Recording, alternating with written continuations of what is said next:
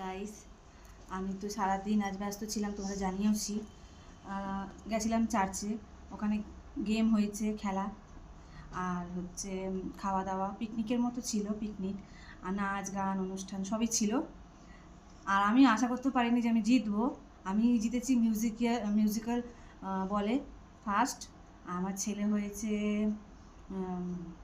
কী বেশ বলে বাস্কেটবল, ও ফার্স্ট হয়েছে। আর একটা হচ্ছে মেমোরি টেস্ট, ওতে আমি থার্ড হয়েছি। তো 3টে গিফট আমি পেয়েছি। তো এটা হচ্ছে ফার্স্ট গিফট, দুজনেরই একই জিনিস পেয়েছি, বাস্কেট টাইপের, এতে জামাকাপড় রাখার জন্য। বিরাট বড়, আনতে খুব কষ্ট হয়েছিল।